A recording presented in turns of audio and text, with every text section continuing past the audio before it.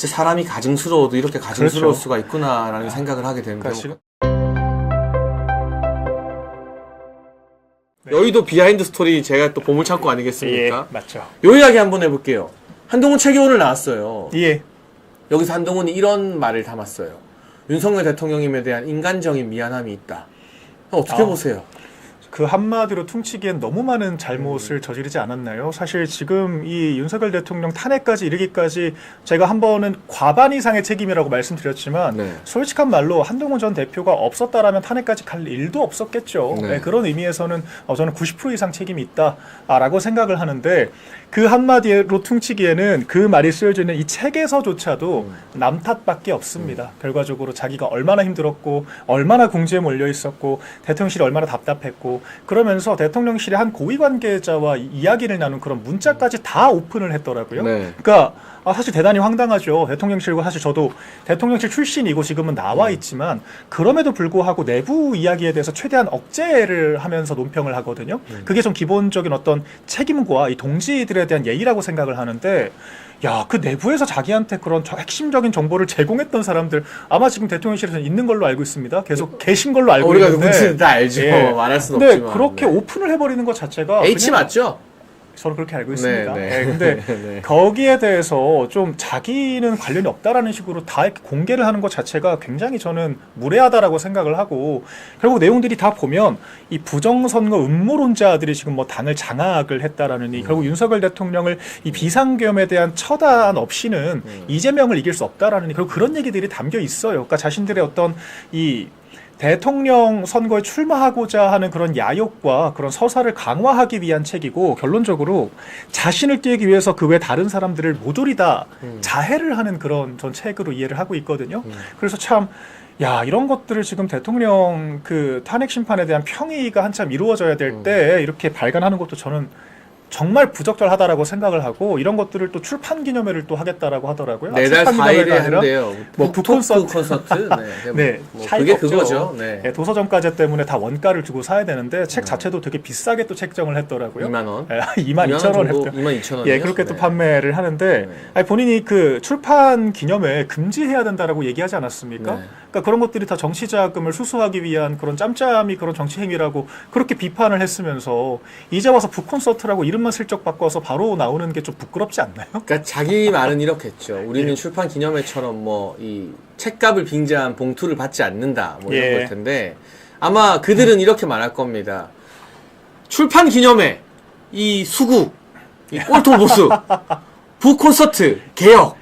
새로운 모습, 좀 잠시나. 다르다. 본인이 직접 등장해서 뭐 이렇게 뭐 순회공, 아이고. 아니, 그러니까 참, 이게 옛날에 우리나라가 지금은 선진국이고 뭐 저도 유학 갔다 왔지만 뭐 영어 우리 세대에는 네. 웬만하면 다 잘 하잖아요. 근데 이제 예전에는 한국말로 하면 촌스럽게 느껴지고 예. 영어로 하면 세련됐다 새롭다 이런 잘못된 관념들이 좀 있었잖아요. 그렇죠. 그러니까 그거 보는 것 같아요. 출판 기념회는 안 되는데 예. 북콘서트는 된다. 이게 무슨 코미디예요, 이게. 북콘서트를 번역하면은 출판 출판 기념회예요.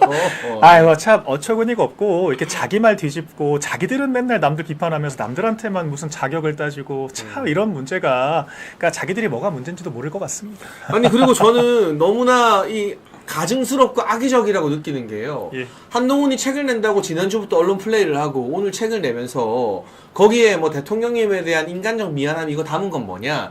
지금 당내 여론이 안 좋으니까 예. 그 동정론을 사기 위한 일종의 저는 그 정말 가식적인 그런 것 같아요. 악어의 눈물이라고 예, 생각을 하고요. 맞습니다. 다만 이게 가증스럽고 악의적인 포인트들은 뭐냐? 대통령 탄핵 심판에서 지난주 이번 주가 제일 중요한 시즌이었잖아요. 네. 여러 이 증인들의 진술이 흔들리고 바뀌고 대통령님 진술에 힘이 받아가고 있는 시점에서 예. 한동훈 책에서 묘사한 비상계엄 전후의 내용들은 전부 다 민주당 변호사들이 하는 말과 거의 비슷해요. 그렇죠. 그래서 한동훈 책에 나온 내용이 민주당 국회 쪽 변호사들에게 인용이 돼요. 예. 맞습니다. 지난주에 헌재 증인 신문을 보면 예. 한동훈 그랬었죠. 책에 이런 내용이 있다더라 하는 언론 플레이 기사를 가지고 네. 국회 쪽 변호인단이 헌재에서 이거 한동훈이 이렇게 썼는데 어떻게 생각하느냐라고 증인한테 신문을 해요. 그러니까 이게 한동훈 책이 민주당의 무기가 된 거예요. 그렇죠. 대통령을 공격하는. 그러니까 이 예민한 타이밍에 대통령한테 불리한 이야기를 자기 입장에서 많이 써놓은 책을 출간하는 것 자체가 네. 빨리 탄핵시키고 자긴 조기 대선하고 싶어서 미치겠다라는 그 권력욕인 거거든요. 네, 저도 그렇게 느꼈습니다. 사실 그 한동훈 전 대표가 내란이라는 표현을 가장 확정적으로 단언적으로 가장 빠르게 얘기를 했던 그렇죠. 사람이 네. 한동훈 전 내란 대표였습니다. 자백이라고 하면서. 그러니까 네. 법조인이라는 사람이 그렇게 형사 재판 시작되지도 않았는데 죄를 단언하는 것 자체가 대단한 문제고, 그러니까 한동훈 전 대표의 이 약간 당무 과정에서의 실책 때문에 저희가 곤란한 게 한두 가지가 아닙니다. 그런 책 내용뿐만이 아니라 이를테면 이 격차 해소 특위라는 곳에서 정년 연장을 저희가 받겠다라는 식으로 공표를 했었어요. 그럼 청년들 그러니까 가만히 안 있죠, 그러면. 그렇죠. 지금 민주당이 지금 약간 귀족 노조에 편승해서 이 임금체계 개편 없는 정년 연장을 주장을 하고 있어서 저희가 그것을 비판을 하고 있는데, 민주당 측에서 아니 한동훈 전 대표 때 격차 해소 특위에서 받았던 내용 아니냐라고 하면 저희가 굉장히 황당하거든요. 그리고 이제 이재명 대표가 이 자기가 대통령이 될 것 같으니까 이 대통령에 대한 얘기는 쏙 빼고 국회의원 국민소환제만 얘기를 하면서 또 민주당이 저희한테 아니 한동훈 전 대표도 하겠다라고 했던 건데 뭐 그런 식으로 또 얘기를 하거든요. 그러니까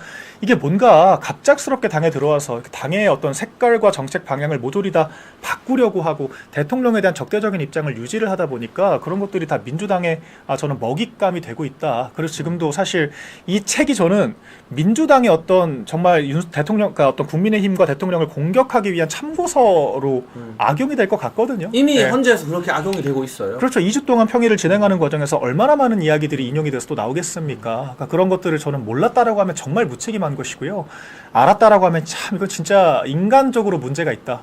저는 그런 생각이 듭니다. 그래서 저는 그 시기와 내용 등이 너무나 악의적이고 대통령님의 마지막 어떤 이 최후 변론에까지 죄를 뿌리겠다는 그 의도성이 너무나 노골적으로 드러나서. 예. 근데 그러면서도 뭔가 대통령 지지층으로부터 지금 욕을 먹고 배신자로 버림받은 상황에서 그걸 만회하기 위해 뭐 네. 인간적인 미안함이 그렇죠. 있고 한때는 좋았던 사이였고, 근데 뭐 자기는 공공의 어떤 선택이 우선이고 이런 자락을 깔아놨다는 게 예.